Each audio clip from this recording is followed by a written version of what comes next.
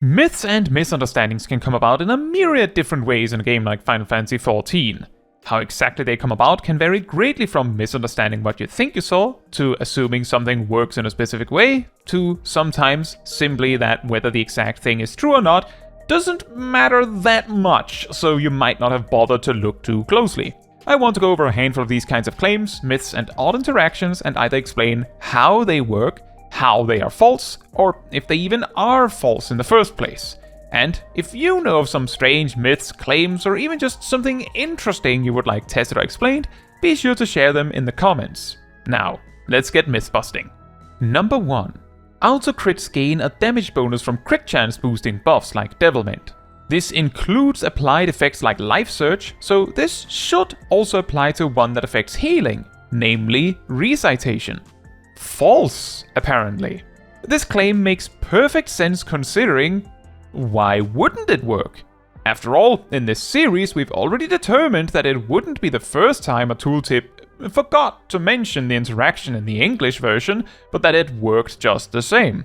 Additionally, unless a mechanic outright requires it, it seems somewhat unlikely that a scholar would be casting Recitation at low-quim deployment tactics during a burst window. Not to mention, even if they did, it would require them to do so while they have specifically a Dragoon in their party using Battle Litany. Or, of course, a Dancer Devil Mending the Scholar for reasons. In any other situation, there would be no meaningful critical hit rate bonus that could affect Recitation in the first place. As such, this is the kind of claim where it is grounded in the logic that there is no reason for it not to work, aside from it simply not being implemented as such. But how do we test this? First, grab a friend. One of you should be a scholar, the other a dancer. For the initial test, it doesn't really matter what the non-scholar is, as long as they are not a healer, but is in your party. Simply use both Recitation at low-quim, and then spam at low-quim on yourself to determine approximately the average healing amount of a critical heal at low-quim. The reason you need your friend to already be here for this is the existence of the party bonus. By simply being in a party with them, you would gain 2% additional mind, increasing the healing amount. Only 1% if they are also a healer. Once the average is determined, have the dancer use Devilment while partnering the scholar, and then use Recitation at low-quim. After the initial hit, you can use Devilment to make additional tests for the average regular crit value. Notably, the recited crit is not bigger than a normal crit, and so we can determine that critical hit chance increasing buffs do not affect Recitation benefiting heals. Take note, for a small comparison's sake, that Dragoon's Life Surge, which similarly guarantees a follow-up action will crit, does both mention the interaction but also benefits from it. Number 2. Art of War is a gain on 1, in a certain level range. True. I have covered this particular detail both in my Scholar Guide, in random videos on the subject, used it as a fun fact, and I believe even covered it previously in this series. But it is still a fact that bears repeating, and maybe getting really down into the nitty-gritty on it too. In the level range of 46 to 53, scholars have access to Art of War, which starts at a potency of 150. In this specific level range, Ruin 1 is also 150 potency, and Ruin 2 is 140 potency. However, because Ruin 1 has a cast time and Art of War does not, Art of War has a distinct advantage, both in convenience if you're on melee range anyway, but also because of how it interacts with auto attacks. For starters, Scholars and Summoners do surprisingly good auto attack damage compared to other mages and healers, still scaling upwards in damage at level 100, while most of the other healers and mages do 1 damage with theirs at max level. At level 50 though, the auto attack damage compared to spells is much closer for these book wielders, making it even more significant. The way cast times interact with auto attacks is that initiating the cast of a spell pauses your swing timer for the cast time, minus about half a second, the slide casting window. This means that casting Ruin 1 pauses your swing timer for 1 second, or in other words, costs you exactly 1 second of auto attacks, assuming you were actively auto attacking. To take a specific example, in Castrum Meridianum Solo, which sinks you to item level 60, my auto attacks as Scholar deal around 68 damage each. Meanwhile, Art of War, which is 150 potency, deals closer to 260 per target. Relatively speaking, this makes my auto attacks worth around 39.2 potency each. As my swing time is 3.12 seconds, this makes 1 second of auto attacks worth around 12.57 potency. If we assume you maintain Bio 2 on the target, but otherwise just spam Art of War and auto attack, or alternatively Ruin 1 and auto attack, then in a 30-second loop, the Art of War approach would average 2427.22 potency, or about 80.91 potency per second. The Ruin 1 approach would only average 2288.91 potency, or 76.3 potency per second. This suggests that using Art of War on single target in this way is a gain of about 6%. An additional little aside here is that as long as auto attacking happens to be worth more than 10 potency per second, then Ruin 2 also beats Ruin 1. As long as you are auto-attacking. For a second example, as item level massively impacts the usefulness of this trick, in Snowcloak, my Art of War is closer to 500 damage per target, while the auto-attacks are closer to 78. This increase mainly is contributed by an increase in determination and weapon damage, presumably.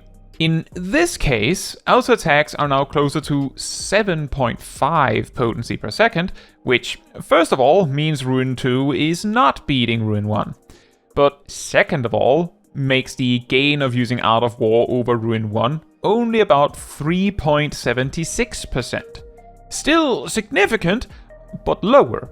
In general, the lower your item level is, the more impactful auto attacks will be relative to your spells, but after Broil is learned at level 54, this particular piece of jank no longer applies, as Broil is so much stronger than Art of War that there is no way for auto attacks to bridge that gap. Number 3.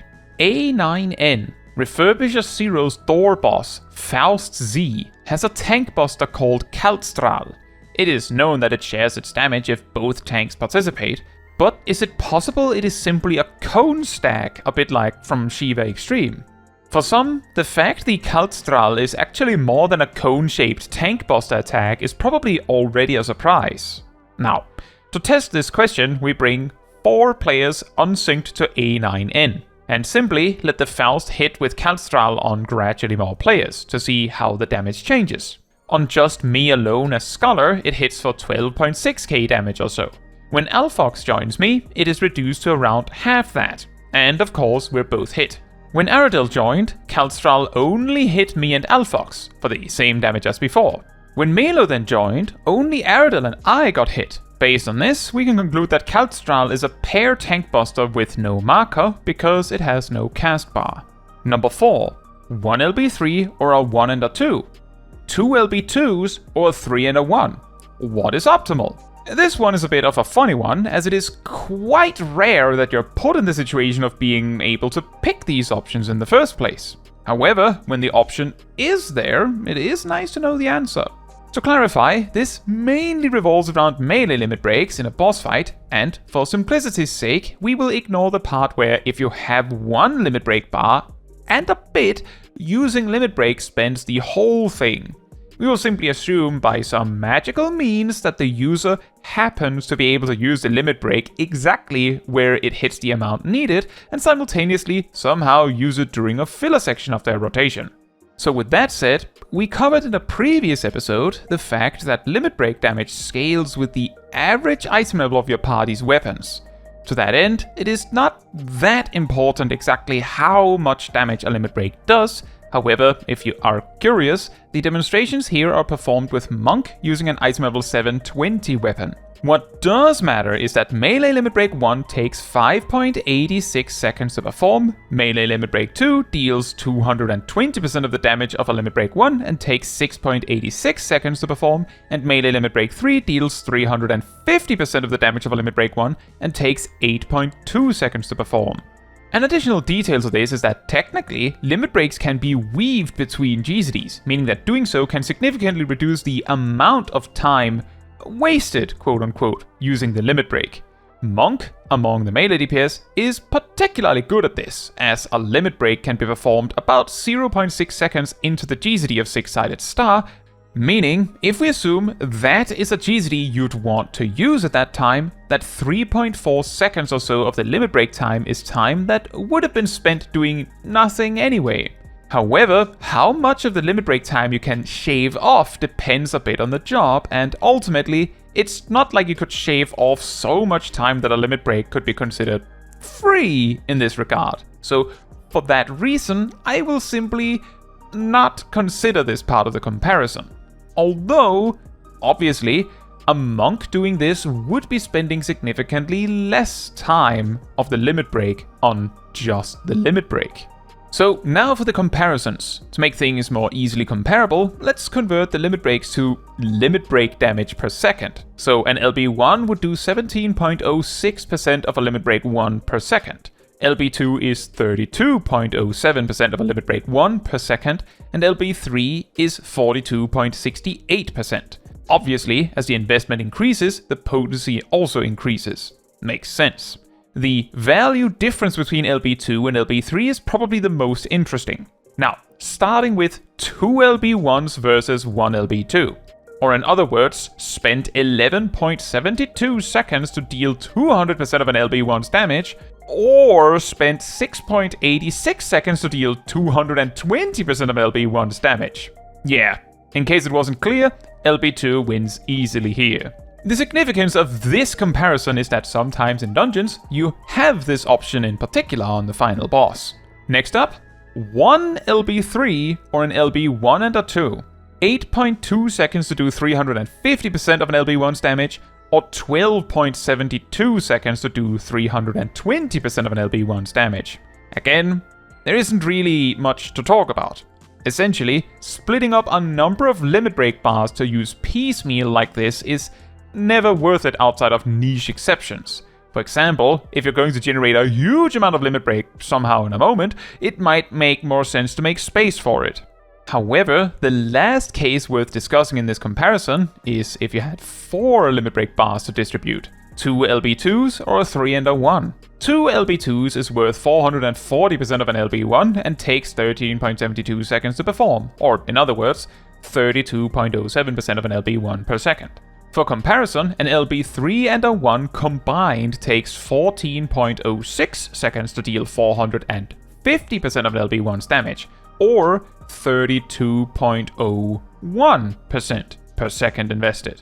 Now, arguably, the fact 2 LB2s win in this comparison is mildly interesting, but it is worth mentioning that it wins by so little that it is hardly worth arguing over in an actual fight. Not to mention, if you go past 4 limit break bars, pretty much whatever leads to the most LB3s is the configuration that wins.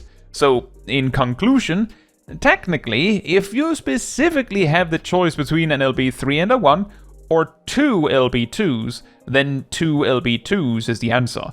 But in any other situation, simply use as many LB3s as you can, and then use whatever else you get. However, if you do find yourself in that edge case, don't lose sleep over it, as an LB3 and a 1 is only marginally worse value. Not to mention, technically, they offer 10% more LB1 damage total, which, who knows, maybe might be better than what you could do in the time saved. Be sure to let me know in the comments if you happen to come across, or have a myth, or claim, or even just something interesting you would like explained or tested. I do keep a list of these, so just because I didn't cover yours yet, doesn't necessarily mean I skipped it. Now, that is all for this video. Thank you so much for watching. If you would like to support me and my channel more directly, you can become a member like these wonderful people here. You can also alternatively support me through Ko-Fi, link in the description. You can also support the channel by letting the YouTube algorithm know by liking the video, leaving a comment, subscribing, sharing, and hitting the bell to get notified when next I post a video. Fun fact, Recitation is the only action that directly causes a healing action to be a guaranteed critical hit. The fact that the interaction that causes critical hit chance boosting buffs to boost guaranteed crits does not apply to Recitation is perhaps not surprising considering this. However, Warrior's Raw Intuition and Bloodwetting Healing also are guaranteed to be critical heals, however indirectly, if the attack that triggered the healing was innately a guaranteed critical hit, like in a Chaos, Chaotic Cyclone, Primal Rend, or Primal Ruination.